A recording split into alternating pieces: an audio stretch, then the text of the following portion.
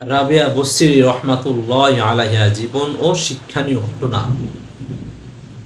রাবেয়া বসরি রহমাতুল্লাহ আলাই ছিলেন ইসলামের ইতিহাসে অন্যতম শ্রেষ্ঠ নারী সুফির সাদিকা। তিনি অষ্টম শতাব্দীতে বাসরা শহরে জন্মগ্রহণ করেন। তার জীবন ছিল ত্যাগ, ইবাদত এবং আল্লাহর প্রতি নিখাদ ভালোবাসা এক অনন্য দৃষ্টান্ত। রাবেয়া বসরি অত্যন্ত দরিদ্র পরিবারে জন্মগ্রহণ করেন।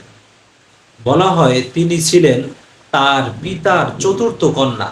এই কারণে তার নাম রাখা হয় রাবেয়া, যার অর্থ হইল চতুর্থ।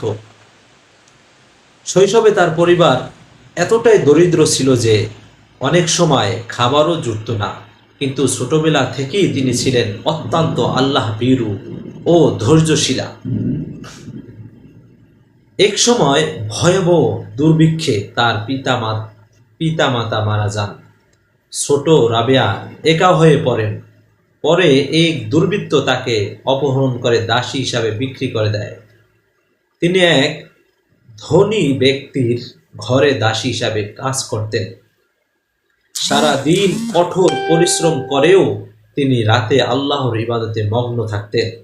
একদিন তার মালিক রাতে দেখলেন রাবেয়া সিজদায় লিপ্ত, আর তার মাথার উপর এক অলৌকিক নূরের আলো জ্বলছে। সুবহানাল্লাহ। এ দৃশ্য দেখে মালিক ভীত ও বিস্মিত হয়ে যান এবং পরদিনই তাকে মুক্ত করে দেন। মুক্ত জীবনে আল্লাহর প্রেম।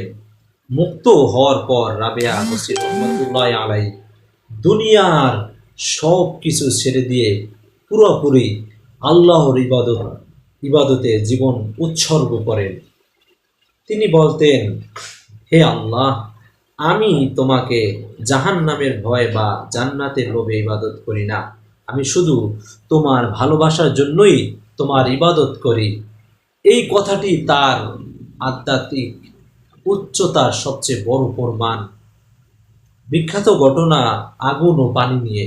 একদিন মানুষ দেখল রাবেয়া বসরি হাতে আগুন আর পানি নিয়ে দৌড়াচ্ছেন। লোকেরা জিজ্ঞেস করল, এগুলো দিয়ে কি করবেন? তিনি বললেন, আমি এই আগুন দিয়ে জান্নাত পুড়িয়ে দিতে চাই, আর এই পানি দিয়ে জাহান্নাম নিভিয়ে দিতে চাই, যাতে মানুষ শুধু আল্লাহর ভালোবাসার জন্য ইবাদত করে। সুবহানাল্লাহ। দুনিয়া থেকে বিমুখ তার ঘটনা শুনেন। দেখেন, রাবেয়া বসরি কখনো বিয়ে করেননি। তিনি বলতেন, আমার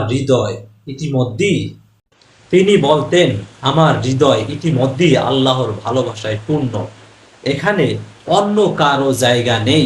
তিনি অত্যন্ত সাদাসিধে জীবন যাপনের, খুব কম খেতেন, কম ঘুমাতেন, আর অধিকাংশ সময় ইবাদতে কাটাতেন।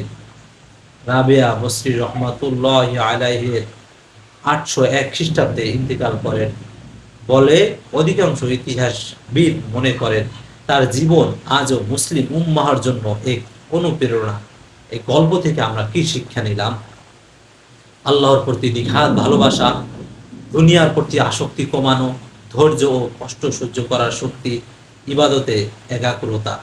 আমরা বেশি বেশি ভিডিওটা লাইক, কমেন্ট, শেয়ার করব। যারা ইসলামিক গল্প, এই ধরনের গল্প পছন্দ করেন, তারা ফলো দিয়ে পাশে থাকবেন। বেশি বেশি শেয়ার করে সবাইকে দেখা এবং শোনার ব্যবস্থা করে দেবেন প্লিজ।